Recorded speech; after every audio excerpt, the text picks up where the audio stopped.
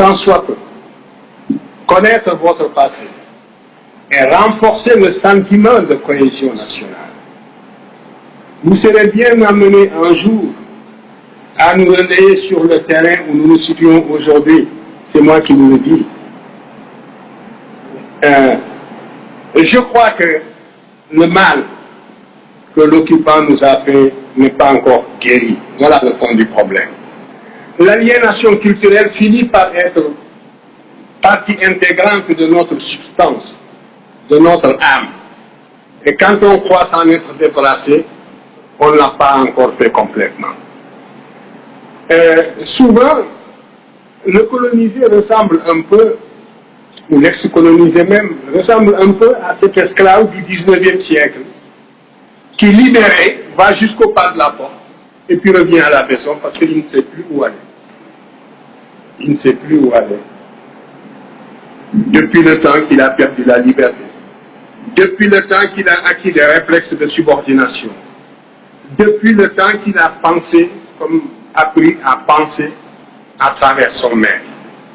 C'est un peu ce qui est arrivé aussi à l'intelligentsia africaine dans son ensemble. Parce que, en dehors de quelques questions, toutes les questions que vous m'avez posées reviennent à une seule. Quand est-ce que les Blancs vous reconnaîtront-ils? Parce que la vérité sont blanches. C'est cela. Mais c'est dangereux ce que vous dites.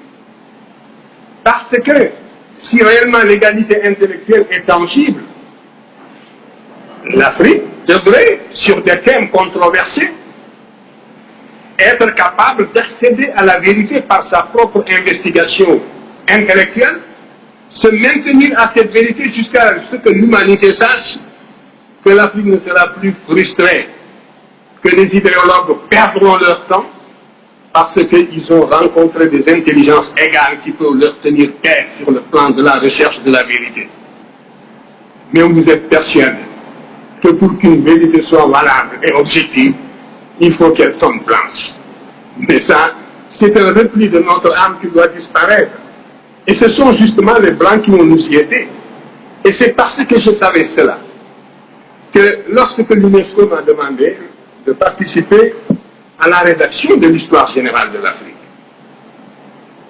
ce volume, j'ai dit que je serais bien incapable de parler la vérité sous prétexte que nous allons écrire un ouvrage de portée internationale. Moi, j'ai des idées que j'ai toujours développées et contre lesquelles vous ne pouvez pas opposer des arguments scientifiques dignes de ce nom. Vous pouvez opposer une conspiration du silence, aussi longtemps que les jeunes générations africaines resteront aliénées, jusqu'à ce qu'elles se récupèrent, jusqu'à ce qu'elles acquièrent la connaissance directe, parce que c'est par la connaissance directe, par l'égyptologie, que vous dépasserez ce stade de flottement, n'est-ce pas, et de somnambulisme. Alors, donc, j'ai dit que de deux choses l'une, ou bien on prépare une rencontre de niveau international. C'est ce que j'avais proposé. Réunir l'égyptologie internationale au niveau le plus élevé. Et surtout tous ceux qui sont opposés à mes thèses. J'ai dit que du côté africain, je n'aurais besoin que de deux Africains, parce que ce sont les seuls qui, à l'époque, qui travaillaient avec moi et qui accédaient aux faits égyptiens par la connaissance directe. C'est très dangereux, la connaissance indirecte, parce que vous le voyez bien, vous n'arrivez pas à vous faire une opinion personnelle. Il faut passer par l'appui d'une autorité, et cette autorité vous refuse son appui pour des raisons idéologiques, et vous tournoyez. Donc, vous ne pourrez sortir du cercle vicieux que par la connaissance directe. Vous pétillez tous d'intelligence, mais il faudra accepter de fournir cet effort qui vous conduit à la connaissance directe, et nous en reparlerons. Alors, moi j'avais dit donc que je n'ai besoin que de deux Africains qui, avec moi, ont accédé à cette connaissance directe. Et donc, vous pourrez augmenter le volume de la délégation européenne et mondiale.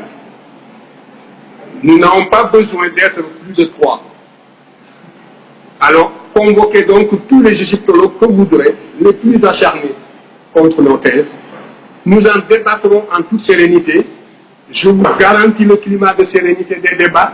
les débats ne seront pas limités, ils dureront aussi longtemps que nécessaire, en Égypte même, au Caire. Et à la suite de ces débats, on rédigera un document de portée mondiale, de portée internationale. Et suivant la teneur de ce document, on saura de quel côté penche la balance. Si les conclusions de ce document me permettent de continuer, de participer, je participerai alors à l'ouvrage et j'utiliserai mes idées intégralement.